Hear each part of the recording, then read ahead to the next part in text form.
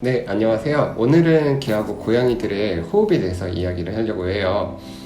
가장 기본적인 거는 아이들 코로 해가지고 숨을 쉬는 것, 이런 것들은 아주 자연스럽겠죠.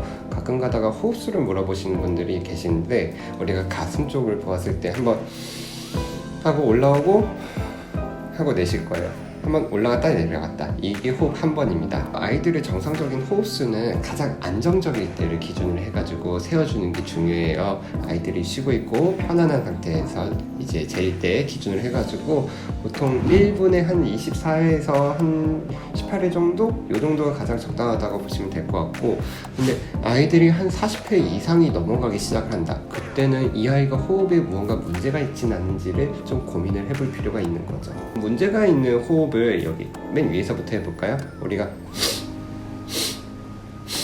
아이들이 이렇게 숨소리가 이제 색 하고 지나가는 경우들이 있어요. 이런 것들은 코에서 나는 소리가 되겠죠. 아이들도 비염이 있기도 하고 이쪽에 뭔가 이물질이 들어가거나 하는 문제에서도 그럴 수가 있어요. 이럴 때는 아이들이 콧물이 나오지는 않는가, 그러면 그 콧물이 무슨 색으로 나오는가를 좀 살펴보실 수 있고, 하는 식의 재채기가 있겠죠. 이런 것들을 하는지를 보실 수가 있겠습니다. 그 다음에 두 번째로는 아이들이 코 고는 듯한 소리가 있어요. 이런 증상들 같은 경우에는 이제 여기 인두와 후두 쪽에서 문제가 있는 경우에 발생을 하게 됩니다. 마찬가지로 여기에서의 뭐 염증, 뭐 비후 이런 것들도 있고요. 강아지들 기준으로 해서 단두종 증후군이라고 하는 것이 있죠. 우리가 머리가 이렇게 긴 아이들을 장두종, 그리고 머리가 앞뒤로 짧은 아이들을 단두종으로 부르게 되는데, 이렇게 앞뒤가 짧은 시추나 말티즈, 불독과 같은 아이들이 단두종으로 분류를 할 수 있고, 이런 아이들한테서 아주 흔하게 나타날 수가 있는 상황입니다. 특히 비만해지면은 이런 소리가 더 심하게 나기도 하거든요. 그래서 아이들이 이런 소리를 낼 때는 우리 아가 최근 너무 많이 먹지는 않았나? 비만하지는 않았나? 이런 것들을 좀 살펴보시는 것이 도움이 될 수가 있을 것 같아요.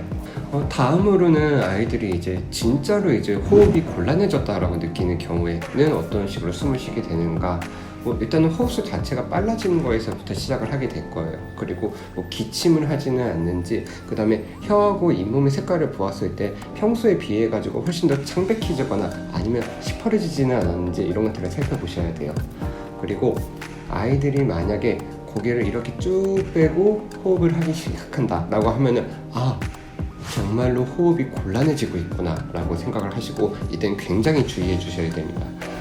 이런 경우에 아이들은 슬슬 가슴을 땅에다 대지 못하게 되어 있어요. 우리가 숨을 쉬기 힘들 때 가슴에 압박이 들어오면 얼마나 숨 쉬는 것 자체가 더 힘들어지겠어요. 그래서 가슴을 땅에 닿지 않도록 이렇게 바닥에서 이제 앞다리를 어떻게 해서든 버텨가지고 비틀비틀 거리면서 숨을 몰아쉬는, 이런 것이 정말 진성의 호흡 곤란이라고 보시면 될 것 같고, 여기서 더 진행을 하게 되면은 아이들은 이제 옆으로 쓰러지기도 하고 이런 문제들이 발생을 해요. 사실 이런 증상들이 나타나기 전에 얼른 병원에 찾아가시는 것이 굉장히 중요합니다. 평소에 이 아이가 호흡수가 어느 정도 되는지를 좀 살펴보시고, 우리 아이가 숨 쉬는 게 좀 불편해 보인다라고 하시면은 한번 동물병원의 수의사하고 상담을 해보시는 것도 추천을 드리고 싶습니다. 오늘은 이상입니다. 안녕.